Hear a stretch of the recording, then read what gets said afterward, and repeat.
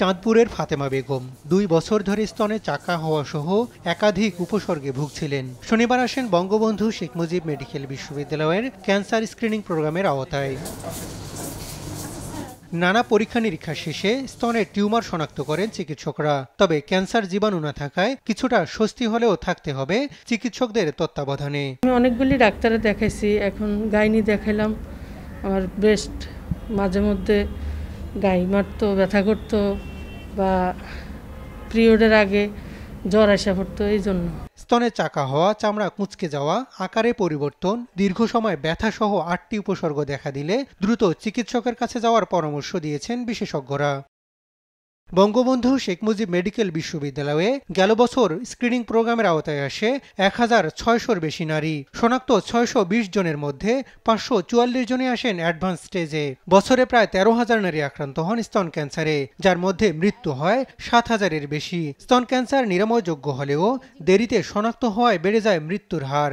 স্তনে একটা চাকা নিয়ে আসে, কেউ আসে হচ্ছে উপরে চামড়ার যে চেঞ্জ নিয়ে আসে, অনেক সময় আছে নিপল যেটা ওটা রিট্রাক্টেড মানে ভিতর দিকে ঢুকে যায়, কারো কারো ক্ষেত্রে ডিসচার্জ মানে লাল রঙের কোনো মানে পদার্থ বেরোয় আসে, এরকম আসে। কোনো কোনো ক্ষেত্রে বগলের চাকা নিয়ে আসে। খাদ্যাভ্যাসে পরিবর্তন, দেরিতে সন্তান জন্মদান, সন্তানকে বুকের দুধ পানে অনীহা সহ নানা কারণে দেশে স্তন ক্যান্সারের হার বাড়ছে বলে জানান বিশেষজ্ঞরা।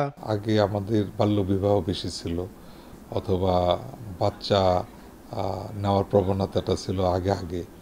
বিয়ে আমাদের সময়টা এখন যেমন যথেষ্ট দেরি করে, বিশেষ করে মধ্যবিত্ত শিক্ষিত মহিলারা যারা আছে তারা একটু দেরি করে বিয়ে করে। ব্রেস্ট ফিডিংয়ের ব্যাপারে যথেষ্ট রক্ষণশীলতা আছে যে ব্রেস্ট ফিডিং করাবে না। তো এই ফ্যাক্টরগুলো কিন্তু এই গত কয়েক বছর ধরে ওয়ার্ল্ড ওয়াইড এবং বাংলাদেশেও এটা বর্তমান। আর যেটা হচ্ছে ফ্যামিলিয়াল, এটা মানে এই সংখ্যাটা আগেও যেমন ছিল এখনও তাই আছে। থেরাপি, সার্জারি সহ দেশের বর্তমান চিকিৎসা ব্যবস্থায় ব্রেস্ট ক্যান্সার সম্পূর্ণ নিরাময় সম্ভব। যেগুলো খারাপ ধরনের রেজাল্ট আসে সেগুলো দেখা যায় খুব তাড়াতাড়ি চিকিৎসা করলেও দেখা যায় আরেক জায়গায় চলে গেছে, কিংবা আমাদের কাছে আসেই মেটাস্টেসিস অবস্থায়, মানে প্রাথমিকভাবে আসতে পারে না। ওই ধরনেরটা হইলে আমরা অনেক সময় সুস্থ করতে পারি না, কিন্তু যেগুলো আপনার রিপোর্ট মোটামুটি ভালো থাকে, ফেভারে থাকে, আমাদের কমপ্লিট ট্রিটমেন্ট যদি আমরা করতে পারি তাহলে ব্রেস্ট ক্যান্সার রোগী এখন বেশিরভাগই সুস্থ হয়ে যাচ্ছে।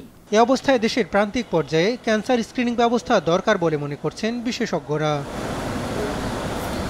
হাসান মাহমুদ, দেশ টিভি, ঢাকা।